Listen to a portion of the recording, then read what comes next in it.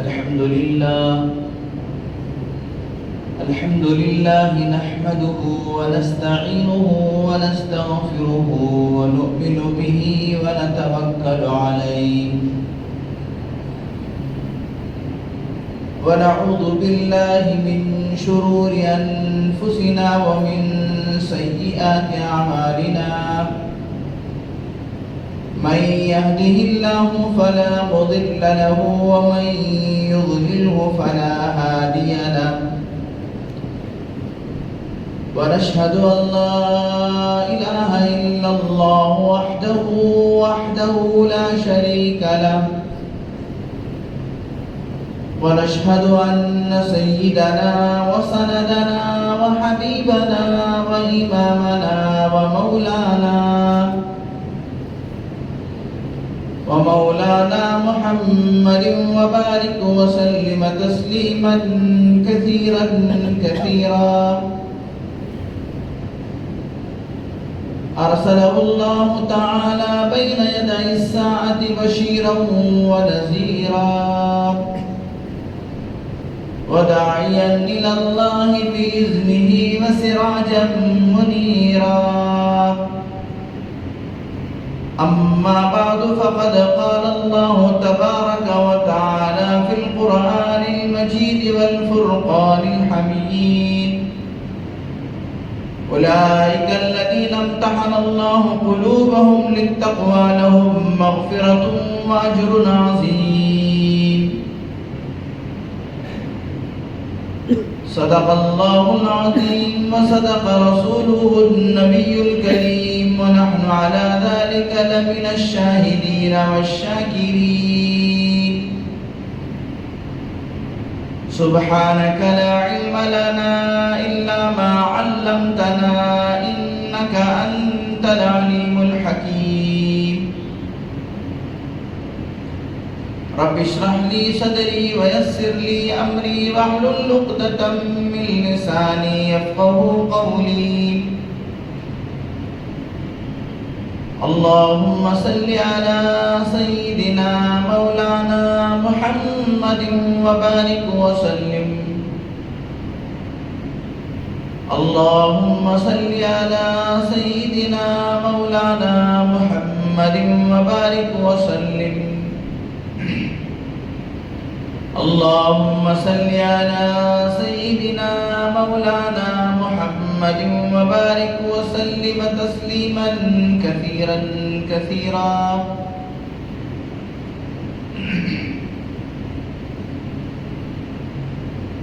ہر قسم کی تمام تعریفیں، تمام بڑائیاں اور بزرگیاں، تمام مالی اور جانی عبادتیں اللہ رب العالمین کے لیے جو ہم سب کا پروردگار ہے، ہمیشہ سے اور ہمیشہ رہے گا۔ اس کے ساتھ کوئی شریک نہیں، اس کا کوئی ہمسر نہیں، اسے نہ نیند آتی ہے نہ ہی اونگ آتی ہے۔ وہ ہمارا خالق و مالک، پالنہار اور پروردگار ہے۔ ہر پل ہر لمحہ کروڑہ کروڑ انگنت لاتعداد زمین کے ذرات سے بڑھ کر آسمان کے تاروں سے زیادہ درود و سلام امام الانبیاء خاتم النبیین سید المرسلین رحمت للعالمین شفیع المذنبین محبوب رب العالمین محبوب کبریا محمد مصطفیٰ احمد مجتبی حضرت رسول پاک صلی اللہ علیہ وسلم یا رب صلی وسلم دائما ابدا علی حبیبک خیر الخلق کلہم۔ معزز سامعین اکرام، فرزندان اسلام، بہت ہی قابل قدر بزرگوں اور دوستوں، یہ ذی الحج کا مہینہ ہے اور یہ اسلامی کیلنڈر کا آخری مہینہ ہے۔ یہ مہینہ بڑی فضیلتوں والا ہے، بڑی بزرگیوں والا ہے۔ اس مہینے کی فضیلت اس وجہ سے ہے کہ اس میں اسلام کا اہم رکن حج کا فریضہ ادا کیا جاتا ہے، اور اسی مہینے میں ابو الانبیاء سیدنا حضرت ابراہیم خلیل اللہ علیہ السلام اور ان کے خاندان کی قربانیاں اور اس کی یادگاریں اسلامی شعائر کے طور پر منائے جاتے ہیں۔ حضرت ابراہیم علیہ السلام کی قربانیوں میں سب سے بڑی، سب سے اہم قربانی بڑھاپے میں جو اولاد اللہ تبارک و تعالیٰ نے بڑی حسرتوں اور تمناؤں کے بعد عطا فرمایا تھا، جب وہ اولاد جوان ہو کر باپ کا بازو بننے کے قابل ہوئی،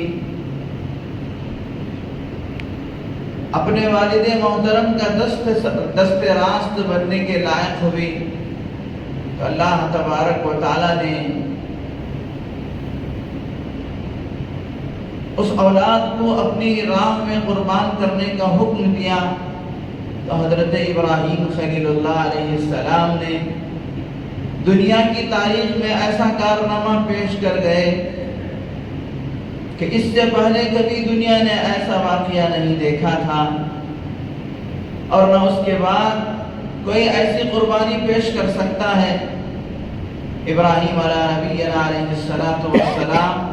اپنے بیٹے، اپنے فرزند ارجمند کے گلے پر چھری چلائے، جس کو دیکھ کر سارے فرشتے دنگ رہ گئے تھے۔ اللہ تبارک و تعالیٰ کو ان کی یہ ادا اتنی پسند آئی کہ اللہ تبارک و تعالیٰ نے رہی دنیا کے تمام مسلمانوں پر جو صاحب نصاب ہے اس پر قربانی کو واجب قرار دے دی۔ اللہ کے نبی حضرت محمد الرسول اللہ صلی اللہ علیہ وسلم نے فرمایا، قربانی کے دنوں میں اللہ کو قربانی سے بڑھ کر کوئی عمل محبوب و مقبول نہیں، اور ان 3 دنوں کے علاوہ آپ سال بھر میں کبھی قربانی کے نام پہ کوئی جانور قربان نہیں کر سکتے۔ کوئی صاحب نصاب جس پر قربانی واجب تھی، اس نے ان 3 دنوں میں قربانی نہیں دیا، تو اس کے لیے ضروری ہے کہ زندہ جانور صدقہ کر دے، نہ وہ اس کا گوشت کھا سکتا ہے، نہ اسے وہ ذبح کر سکتا ہے۔ الغرض، اللہ تبارک و تعالیٰ نے اپنے فضل و کرم سے ہمیں عید قربان عطا فرمایا، جس میں ہم میں سے بہت ساروں نے اللہ کی راہ میں قربانیاں پیش کی۔ اللہ تبارک و تعالیٰ قرآن مجید میں فرماتے ہیں، ان قربانیوں سے مقصود ان جانوروں کا نہ گوشت ہے، نہ خون ہے، نہ اور کوئی چیز، بلکہ ہم تمہارے اندر تقویٰ دیکھنا چاہتے ہیں کہ کون کتنی خوش دلی کے ساتھ قربانی دی، اور کون اللہ کو راضی کرنے کے واسطے قربانی دی۔ اور اللہ تبارک و تعالیٰ یہ نمونہ دیکھنا چاہتے ہیں، اگر میرے بندے جانوروں پر جب چھری چلا سکتے ہیں تو ان کے سامنے جب ہم اپنے احکام رکھیں گے، نماز آئے گی تو وہ نماز کے لیے بھی اپنے وقت کی، اپنے اوقات کی قربانی دیں گے، اور جب ان کو روزہ رکھنے کا موقع آئے گا تو وہ روزے کے لیے اپنے پیٹ کی قربانی دیں گے۔ میرے دوستوں، قربانیوں تو ہم نے بڑے بڑے جانوروں کی دے دیے، لیکن نماز کا وقت آئے، اس نماز کے واسطے اگر دکان کی قربانی نہیں دیے، اگر اپنے مکان کی قربانی نہیں دی، اپنے کاروبار کی قربانی نہیں دیے، تو پھر یاد رکھو اللہ تبارک و تعالیٰ کو یہ قربانیاں مطلوب نہیں۔ اللہ تبارک و تعالیٰ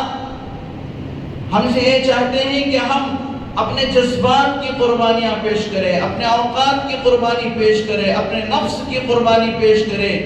شیطان جس کو ہم پال رکھا ہے، جس کے ہم ہمیشہ دوست بنے رہتے ہیں، اس شیطان کو ہم کیا ہے، ذلیل کریں، رسوا کریں، اور اللہ کی بارگاہ میں آ کر اپنی جبین نیاز کو خدا کے سامنے پیش کرے۔ یہ قربانی اللہ تبارک و تعالیٰ ہم سے چاہتے ہیں۔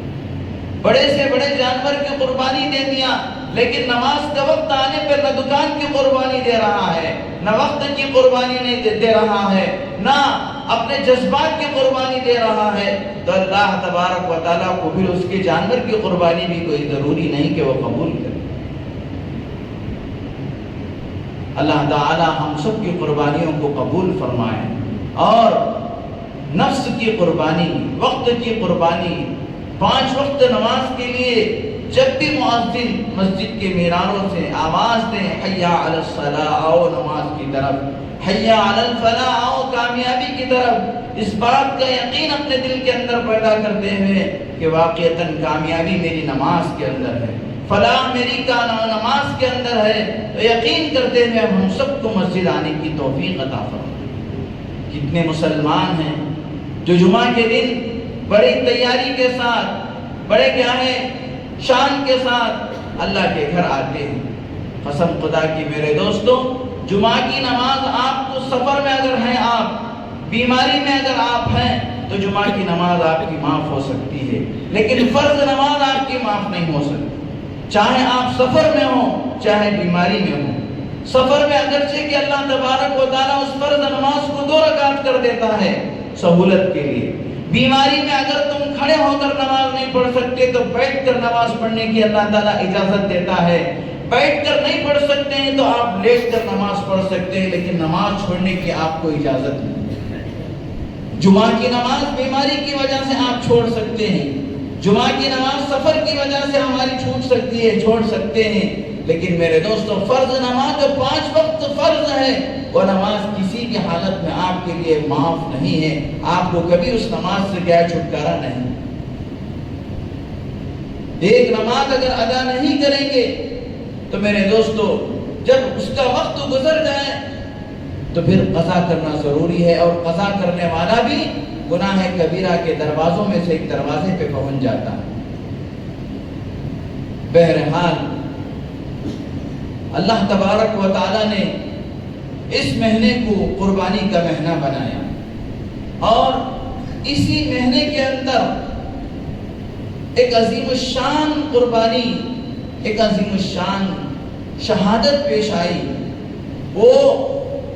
شہید مظلوم ذو الہجرتین ذو النورین سیدنا عثمان غنی رضی اللہ تعالیٰ عنہ کی شہادت کا واقعہ۔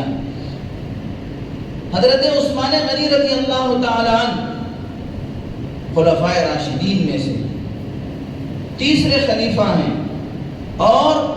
حضور پاک صلی اللہ علیہ وسلم کے خاندان سے 5ویں پشت میں آپ علیہ السلام کے خاندان سے حضرت عثمان ابن عفان ابن ابی العاص ابن امیہ ابن عبد شمس ابن عبد مناف، حضرت عثمان رضی اللہ تعالیٰ عنہ کی جو کنیت ہے، نسب ہے، عثمان ابن عفان ابن ابی العاص ابن امیہ ابن عبد شمس ابن عبد مناف، رسول اللہ صلی اللہ علیہ وسلم کا جو نام ہے محمد ابن عبداللہ ابن عبد المطلب ابن عبد مناف،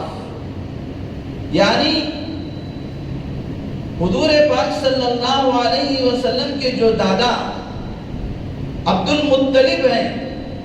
ان کے باپ عبد مناف ہیں، تو حضرت عثمان رضی اللہ تعالیٰ عنہ کے پردادا جو عبد شمس ہیں، ان کے دادا بھی عبد مناف ہیں، اور حضرت عثمان غنی رضی اللہ تعالیٰ عنہ کی جو نانی ہیں ام بیضاء ان کا نام ہے، وہ عبد المطلب کی بہن ہیں، حضور پاک صلی اللہ علیہ وسلم کی پھوپھی۔ تو چنانچہ رسول اللہ صلی اللہ علیہ وسلم کی انتہائی قرابت داری حضرت عثمان رضی اللہ تعالیٰ عنہ سے۔ حضرت عثمان غنی رضی اللہ تعالیٰ عنہ خود فرماتے ہیں میں ابتدائی زمانے میں ہی اسلام لایا، اور حضرت عثمان غنی رضی اللہ تعالیٰ عنہ 4تھے نمبر پر ایمان لے کر آئے، اور حضرت عثمان غنی رضی اللہ تعالیٰ عنہ خود فرماتے ہیں کہ میں کبھی زمانے جاہلیت کے اندر کوئی گناہ نہیں کیا، نہ کبھی میں نے شرک کیا، نہ کبھی میں نے شراب پیا، نہ کبھی میں نے چوری کی، نہ کبھی میں نے زنا کیا۔ زمانے جاہلیت کے اندر ہی سے اللہ تبارک و تعالیٰ نے حضرت عثمان غنی رضی اللہ تعالیٰ کے اندر ایسی خوبیاں رکھے تھے، اور حضرت عثمان غنی رضی اللہ تعالیٰ دونوں ہجرتیں فرمائی۔ رسول اللہ صلی اللہ علیہ وسلم جب مکہ مکرمہ میں تھے، کفار و مشرکین کا ظلم زیادہ ہو گیا، تو شروع میں اللہ کے نبی صلی اللہ علیہ وسلم نے چند صحابہ کو حبشہ کی طرف ہجرت کرنے کا حکم فرمایا۔ حبشہ کی طرف ہجرت کرنے کا اللہ کے نبی نے اجازت دی۔ تو جو صحابہ حبشہ کی طرف پہلی ہجرت کی اپنے ایمان کی خاطر، ہجرت کس کو کہتے ہیں؟ اپنے ایمان کو بچانے کے لیے، اپنے ایمان کو ثابت رکھنے کے واسطے اپنے گھر بار کو، اپنے خاندان کو چھوڑ کر ایسی جگہ پر چلے جانا جہاں پر اطمینان کے ساتھ اللہ کی عبادت کر سکتے ہو، جہاں پر اطمینان کے ساتھ دین پر عمل کر سکتے۔ تو پہلی ہجرت جو صحابہ کی ہوئی وہ حبشہ کی طرف ہوئی، جس میں حضرت جعفر طیار رضی اللہ تعالیٰ عنہ بھی تھے، تو اسی میں حضرت عثمان غنی رضی اللہ تعالیٰ عنہ بھی تھے۔ اور پھر دوسری ہجرت وہ ہجرت مدینہ ہے۔ اب اللہ کے نبی صلی اللہ علیہ وسلم سمیت سارے صحابہ مکے سے مدینہ ہجرت کر گئے۔ رسول اللہ صلی اللہ علیہ وسلم جب مدینہ ہجرت کیے تو ایمان والوں کو مدینہ ہجرت کرنا ضروری تھا، تاکہ وہ رسول اللہ صلی اللہ علیہ وسلم کی صحبت میں رہ کر ایمان کو سیکھ سکے، دین کو سیکھ سکے۔ اس لیے سارے صحابہ مکے سے مدینہ ہجرت کر گئے، اپنے گھر بار کو چھوڑ کر، اپنے کاروبار کو چھوڑ کر، اپنے خاندان کو چھوڑ کر۔ تو چنانچہ اللہ کے نبی صلی اللہ علیہ وسلم نے فرمایا، ہجرت کا عمل اتنا اونچا عمل ہے کہ اس ہجرت کے عمل کی وجہ سے اللہ تبارک و تعالی ہجرت سے پہلے کے تمام گناہوں کو معاف فرما دیتے۔ چنانچہ حضرت عثمان غنی رضی اللہ تعالیٰ نے حبشہ کی ہجرت بھی فرمائی اور مدینے کی بھی ہجرت فرمائی۔ اور اسی طریقے سے حضرت عثمان غنی رضی اللہ تعالیٰ کا ایک لقب ہے ذی النورین، دو نور والے۔ کیا مطلب ہے کہ رسول اللہ صلی اللہ علیہ وسلم کی دو صاحبزادیاں ایک کے بعد دیگرے حضرت عثمان غنی رضی اللہ تعالیٰ کے نکاح میں آئے۔ سب سے پہلے حضرت رقیہ رضی اللہ تعالیٰ عنہ، رقیہ بنت رسول اللہ صلی اللہ علیہ وسلم، رسول اللہ صلی اللہ علیہ وسلم کی بیٹی، وہ حضرت عثمان غنی رضی اللہ تعالیٰ عنہ کے نکاح میں۔ پھر وہ انتقال کر گئے تو رسول اللہ صلی اللہ علیہ وسلم نے حضرت ام کلثوم کو حضرت عثمان غنی رضی اللہ تعالیٰ عنہ کے نکاح میں دیا۔ یہ جو فضیلت ہے حضرت عثمان غنی رضی اللہ تعالیٰ عنہ کی، آسمان کے نیچے زمین کے اوپر کسی بھی بشر کو یہ فضیلت حاصل نہیں جو حضرت عثمان غنی کو حاصل ہے۔ یعنی پیغمبر کی دو بیٹیاں کسی شخص کے نکاح میں آئی ہوں، حضرت آدم علیہ السلام سے لے کر جناب محمد رسول اللہ صلی اللہ علیہ وسلم تک کسی آدمی کے حق میں اتنی بڑی فضیلت کی چیز نہیں آئی کہ رسول کے پیغمبر کی دو بیٹیاں کسی کے نکاح میں آئی ہوں۔ یہ فضیلت صرف اور صرف حضرت عثمان غنی رضی اللہ تعالیٰ عنہ کی فضیلت۔ اور میرے دوستوں ذرا سوچیں کہ حضرت عثمان کے اخلاق اور حضرت عثمان کا کردار کتنا بلند ہوا ہوگا، اور ایک بیٹی کے انتقال کے بعد اللہ کے نبی دوسری بیٹی بھی دے دے۔ ایسا زمانے میں آپ نے کبھی دیکھا ہے، کبھی سنا ہے کہ ایک بیٹی کو میں نے دیا، وہ انتقال ہو گئی تو اب اس داماد کے اوپر کتنے الزامات لگتے ہیں کہ بیٹی کو برابر سے نہیں دیکھا، اس کی بیمار کے وہ اگر بیمار ہو گئی تو اس کی صحیح سے تیمارداری نہیں کیا، اس کا علاج نہیں کرایا، اور اس کے خلاف عداوت اور دشمنیاں پیدا ہو جاتی ہیں۔ لیکن اللہ کے نبی نے جب ایک بیٹی انتقال ہو گئی تو دوسری بیٹی بھی حضرت عثمان کے نکاح میں دیے، تو اس سے پتہ چلتا ہے کہ حضرت عثمان کا کردار کتنا بلند ہوگا، حضرت عثمان کے اخلاق کتنا عمدہ ہوں گے۔ اور پھر اللہ کے نبی نے اسی پہ بس نہیں کیا، اگر میری اور بیٹیاں بھی ہوتی تو میں ایک کے بعد دیگر عثمان کے نکاح میں دیتا۔ یہ حضرت عثمان غنی رضی اللہ تعالیٰ عنہ کی فضیلت ہے۔ چنانچہ حضرت عثمان غنی رضی اللہ تعالیٰ عنہ جب ایمان لے کر آئے تو کئی صحابہ کو جو کہ کسی کے غلام تھے، کسی کی کیا غلامی میں تھے، ان کو حضرت عثمان غنی رضی اللہ تعالیٰ خرید کے آزاد، اور حضرت عثمان غنی رضی اللہ تعالیٰ ہر جمعہ کو ایک غلام آزاد کرتے تھے، اور کسی جمعہ سفر کی وجہ سے یا غزوات کی وجہ سے کسی جمعہ کسی غلام کو آزاد نہیں کیے تو اگلے جمعہ دو غلاموں کو آزاد کیا کرتے تھے۔ اور اسی طریقے سے حضرت عثمان غنی رضی اللہ تعالیٰ عنہ، مکہ مدینہ منورہ میں ایک یہودی کے پاس کنواں تھا، بیر روما کے نام سے کنواں تھا، اور اس کا پانی انتہائی میٹھا تھا۔ پورے مدینے میں اس کنویں سے زیادہ میٹھا پانی کسی اور کنویں کا نہیں تھا۔ چنانچہ لوگ اس یہودی کے کنویں سے جا کر پانی خرید کر لاتے تھے۔ حضرت عثمان غنی رضی اللہ تعالیٰ عنہ کو پتہ چلا کہ یہ مسلمانوں کو پانی دینے کے لیے زیادہ قیمت لیتا ہے اور ان کو تنگ کرتا ہے، تو حضرت عثمان غنی رضی اللہ تعالیٰ عنہ اس یہودی کے پاس جا کر اس کنویں کو خریدنے کی پیشکش کی، لیکن اس یہودی نے کہا کہ میں اس سے تو میری بڑی کمائی ہو رہی ہے، میں کیسے فروخت کروں؟ تو حضرت عثمان غنی رضی اللہ تعالیٰ نے اس کے سامنے ایک تجویز پیش کی کہ ایسا کرو، ایک دن کے واسطے مجھے تمہارا کنواں دے دو، یعنی آدھا کنواں، آدھے کنویں پر میری کیا ہے، میرا قبضہ ہوگا اور آدھے کنویں پر آپ کا۔ وہ کیسے؟ ایک دن آپ اس کنویں سے سیراب ہو جاؤ اور دوسرے دن میں اس کنویں سے سیراب ہو جاؤں گا۔ چنانچہ اس نے کہا کہ ٹھیک ہے، ایک دن کی تو کمائی کافی ہو جائے گی۔ یہ سوچ کر اس نے آدھا کنواں حضرت عثمان غنی رضی اللہ تعالیٰ عنہ کو فروخت کر دیا، اور یہ سوچنے لگا کہ دوسرے دن تو میرا ہی کنواں رہے گا، اس وقت میں اس کا پانی فروخت کر لوں گا۔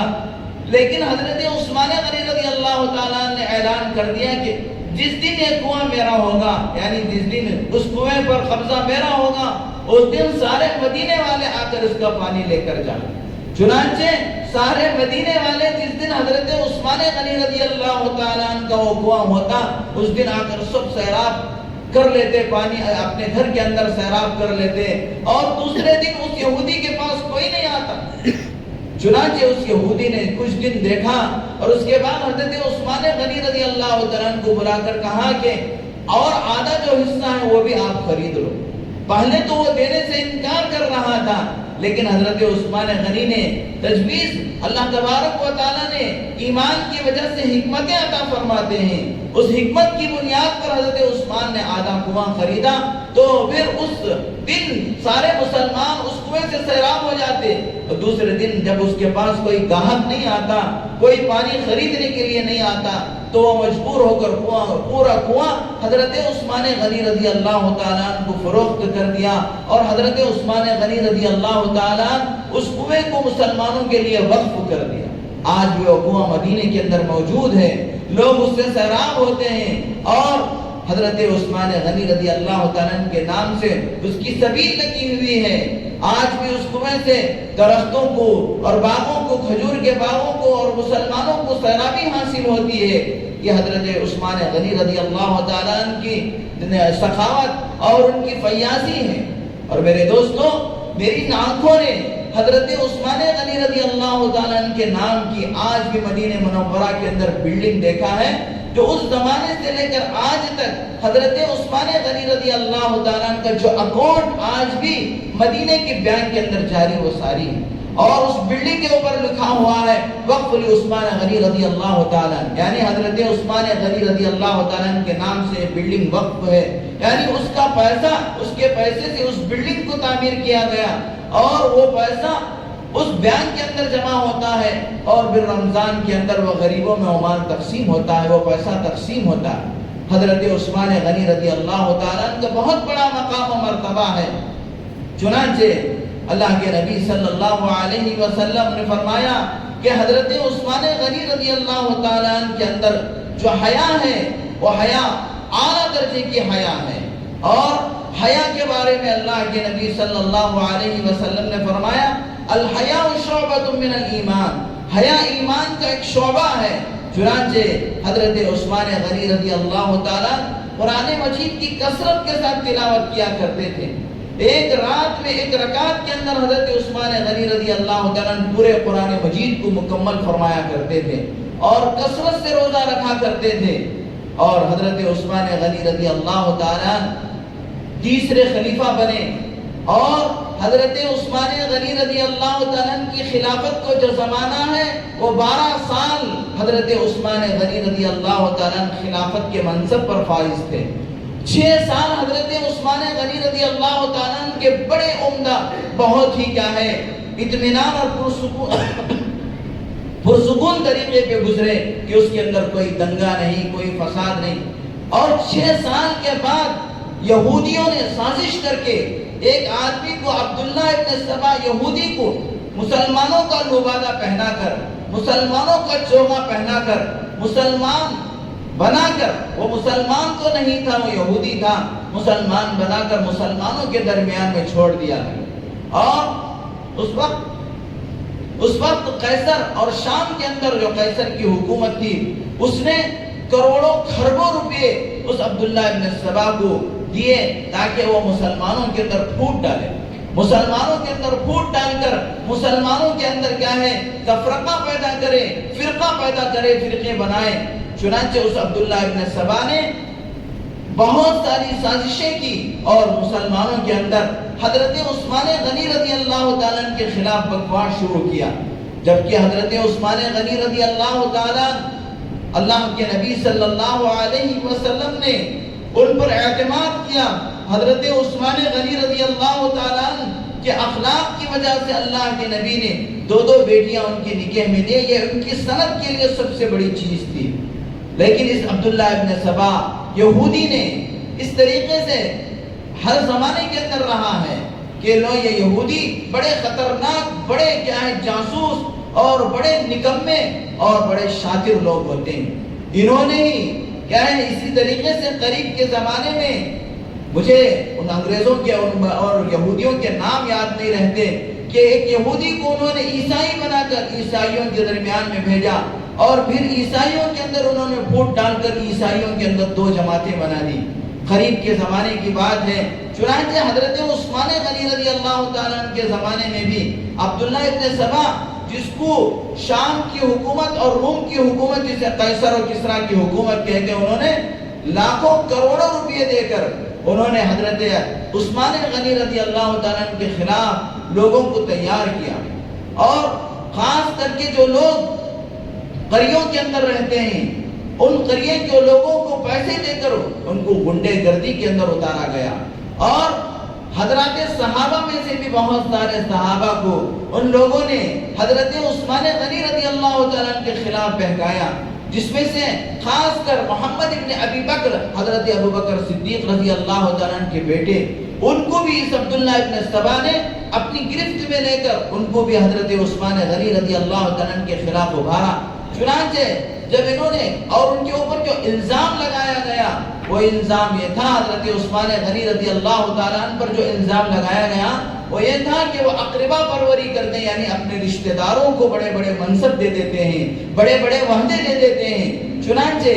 حضرت عثمان غنی رضی اللہ تعالیٰ عنہ کے پاس جب محمد ابن ابی بکر گئے تو حضرت عثمان رضی اللہ تعالیٰ عنہ نے کسی علاقے کے اندر ایک آدمی کو گورنر بنائے تھے، ان کو معزول کر کے محمد ابن ابی بکر کو گورنر بنا کر بھیجا،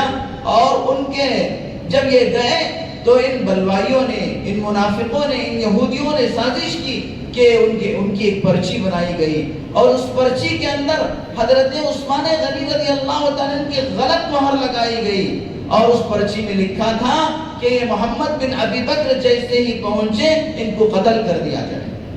اب محمد بن ابی بکر کو جب پتہ چلا کہ اس پرچی کے اندر عثمان غنی رضی اللہ تعالیٰ نے اپنی مہر لگا کر میرے قتل کا حکم جاری کیے ہیں، اب ظاہر سی بات ہے وہ حضرت عثمان غنی کے خلاف ہو گئے۔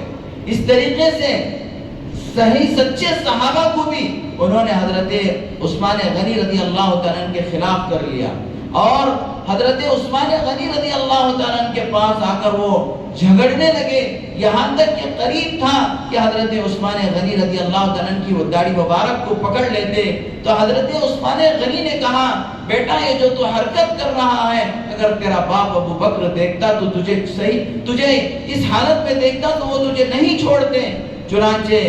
تمہارے باپ نے تمہارے اور کیا رسول اللہ صلی اللہ علیہ وسلم نے مجھ پہ اعتماد کیا، حضرت عمر نے مجھ پر اعتماد کیا، تم میرے ساتھ ایسی حرکت کر رہے ہو۔ تو اس وقت ان کو پتہ چلا کہ یہ لوگوں کی سازش ہے، انہوں نے حضرت عثمان غنی رضی اللہ تعالیٰ عنہ سے معافی مانگی اور معذرت پیش کی۔ لیکن میرے دوستوں، بلوائیوں نے بہت پوری تیاری کر چکے تھے، اور عین حج کے موقع پر جب صحابہ اکرام رضوان اللہ تعالی علیہم اجمعین پورے کے پورے مکہ مکرمہ گئے ہوئے تھے، مدینہ منورہ میں صرف 1.5 درجن صحابہ تھے، یعنی 18-20 صحابہ تھے، اس کے علاوہ پورے کے پورے صحابہ مکہ مکرمہ حج ادا کرنے کے لیے پہنچے ہوئے تھے۔ ایسے موقع پر انہوں نے گنڈوں کو جو اپنے پال رکھا تھا، جو بلوائی کہتے ہیں، ان کو مدینے سے 50-50 کلومیٹر 100 کلومیٹر ایک جگہ میں 50-50 60-60 100 لوگوں کو ٹھہرا رکھا، اور جیسے ہی صحابہ اکرام مکے پہنچ گئے، وہ حج کی ادائیگی میں تھے، حضرت عثمان غنی رضی اللہ تعالیٰ عنہ پر ان لوگوں نے محاصرہ کر دیا۔ حضرت عثمان غنی رضی اللہ تعالیٰ عنہ کو ان کے گھر ہی کے اندر محاصرہ کر دیا، اور یہ محاصرہ کوئی 1-2 دن کا نہیں تھا، بلکہ 40 دن حضرت عثمان غنی رضی اللہ تعالیٰ عنہ کو ان کے گھر کے اندر محصور کر دیا، پانی بند کر دیا، کھانا پانی بند کر دیا۔ اور میرے دوستوں، جب صحابہ اکرام خود حضرت علی کرم اللہ وجہہ حضرت عثمان غنی رضی اللہ تعالیٰ عنہ کو پانی پہنچانے کے لیے گئے تو دشمنوں نے اس مٹکے پر تیر چلا کر اس پانی کو ضائع کر دیا۔ حضرت امی جان عائشہ صدیقہ رضی اللہ تعالیٰ عنہ نے پانی بھجوایا تو ان دشمنوں نے کیا ہے ان پیالوں کے اوپر، ان کیا ہے مٹکوں کے اوپر تیر چلا کر پانی کو روک دیا گیا، حضرت عثمان غنی رضی اللہ تعالیٰ عنہ کو پانی پینے نہیں دیا گیا۔ اور میرے دوستو، یہاں پر ایک بات، حضرت حسین رضی اللہ تعالیٰ جو کربلا کے میدان میں پیاس کو برداشت کیا، ظلم کو برداشت کیا، وہ پیاس اور وہ ظلم، اس کا سبق انہوں نے حضرت عثمان سے سیکھا تھا۔ حضرت علی رضی اللہ تعالیٰ نے حضرت عثمان غنی رضی اللہ تعالیٰ کی پہرہ داری کے لیے اپنے دونوں بیٹے حضرت حسن اور حسین کو ان کے دروازے پہ کھڑا کیے تھے، اور یہ جو کچھ حضرت عثمان پر ظلم ہو رہا تھا اس پورے ظلم کو یہ دیکھ رہے تھے۔ چنانچہ اسی سبق کو حضرت حسین رضی اللہ تعالیٰ نے کربلا کے میدان میں دہرایا کہ حضرت حسین بھی پیاس کی شدت میں اپنی جان کو اللہ کے سپرد کر دی۔ چنانچہ حضرت عثمان غنی رضی اللہ تعالیٰ کو 18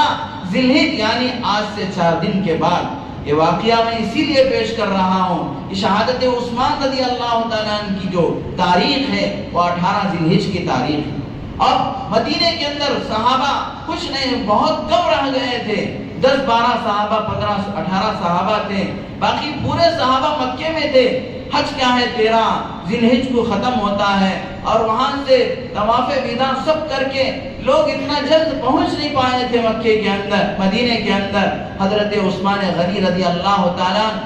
خواب دیکھتے ہیں اس رات میں کہ رسول اللہ صلی اللہ علیہ وسلم کی ملاقات ہوتی ہے۔ اللہ کے نبی صلی اللہ علیہ وسلم پوچھتے ہیں، عثمان کیا تم ان دشمنوں پر فتح یابی چاہتے ہو یا ہمارے ساتھ آ کر روزہ افطار کرنا چاہتے ہو؟ حضرت عثمان غنی رضی اللہ تعالیٰ عنہ فرماتے، اے اللہ کے رسول، میں آپ کے پاس آ کر روزہ افطار کرنا چاہتا ہوں۔ چنانچہ میرے دوستو، حضرت عثمان غنی رضی اللہ تعالیٰ عنہ جس رات میں شہید ہوئے ہیں، اس رات میں حضرت عثمان غنی نماز کے اندر پورا قرآن مکمل کیے، اور جس دن حضرت عثمان غنی کو شہید کیا روزے کی حالت میں تھے۔ حضرت عثمان غنی رضی اللہ تعالیٰ عنہ پر جب بلوائیوں نے حملہ کیا تو میرے دوستو اس حملے کے اندر 3 صحابہ شہید ہو گئے، اور جب حضرت عثمان غنی رضی اللہ تعالیٰ عنہ پر وار کیا گیا، ان کی بیوی حضرت نائلہ رضی اللہ تعالیٰ عنہ جو اپنے شوہر کو بچانے کے لیے ہاتھ بڑھائے تھے، اور ان کا ہاتھ ان کی گردن کے پاس پہنچا تھا، لیکن جب دشمنوں نے وار کیا تو حضرت نائلہ کی 3 انگلیاں شہید ہو گئیں۔ حضرت عثمان غنی رضی اللہ تعالیٰ قرآن مجید کی تلاوت کر رہے تھے، اور پہلا پارہ تھا، پہلے پارے کا آخری صفحہ تھا، اور اس آیت پر پہنچے تھے، فَسَيَكْفِيكَهُمُ اللَّهُ وَهُوَ السَّمِيعُ الْعَلِيمُ۔ اللہ تبارک و تعالیٰ ان دشمنوں کے مقابلے میں کافی ہے، اور اللہ تبارک و تعالیٰ سننے والے اور جاننے والے ہیں، تو اس موقع پر آپ کو شہید کر دیا گیا۔ حضرت عثمان غنی رضی اللہ تعالیٰ عنہ کی شہادت کے بعد سے پوری دنیا کے مسلمانوں کے اندر میرے دوستوں فتنے شروع ہو گئے۔ دراصل یہ فتنوں کی خبر اللہ کے نبی صلی اللہ علیہ وسلم نے پہلے ہی سے دے دیے تھے۔ اللہ کے نبی صلی اللہ علیہ وسلم نے فرمایا حضرت عثمان غنی سے، اے عثمان غنی، اللہ تبارک و تعالیٰ تم کو خلافت کا جوڑا پہنائیں گے، اور لوگ آپ کے اس جوڑے کو آپ سے نکالنا چاہیں گے، لیکن آپ نہیں نکالنا، اگرچہ کہ وہ لوگ اس کو پھاڑ کر نکالے، اس جوڑے سے مراد خلافت تھی۔ چنانچہ حضرت عثمان غنی رضی اللہ تعالیٰ عنہ کو حضرت امیر معاویہ رضی اللہ تعالیٰ عنہ جو کہ ملک شام کے اندر گورنر تھے، انہوں نے کہا کہ آپ میرے پاس آ جائیے، لیکن حضرت عثمان غنی نے کہا تھا انا لا احجر دار الحجرہ، میں اللہ کے رسول کا پڑوس چھوڑ کے نہیں جانا چاہتا۔ حضرت علی رضی اللہ تعالیٰ نے کہا امیر المؤمنین آپ حکم دیجئے، ہم کیا ہے اپنی تلواروں کو نیام سے نکال دیں گے اور ان دشمنوں کی گردنوں کو اڑا دیں گے۔ تو حضرت عثمان غنی نے کہا کہ میری وجہ سے کسی کا خون خرابہ نہ ہو، میری وجہ سے مدینے کی سرزمین کیا ہے خون آلود نہ ہو۔ حضرت عثمان غنی رضی اللہ تعالیٰ نے ان ساری چیزوں کو برداشت کر کے جام شہادت کو نوش کیا۔ اور میرے دوستوں، حضرت عثمان غنی رضی اللہ تعالیٰ عنہ سرکار دو عالم حضرت محمد الرسول اللہ صلی اللہ علیہ وسلم کے ایسے پیارے صحابی تھے، شہادت سے پہلے حضرت عثمان غنی نے شہادت کی پوری تیاری کر لی تھی، تہبل پہنا کرتے تھے، لیکن جس دن شہید ہوئے اس دن حضرت عثمان غنی رضی اللہ تعالیٰ نے ازار پہن لیا۔ شرم اور حیا اور پاک دامنی کا ایسا اعلیٰ معیار حضرت عثمان غنی نے پیش کر کے آج ہم مسلمانوں کے بہت سارے لوگ شارٹ پہن کر میرے دوستوں پھرتے رہتے ہیں،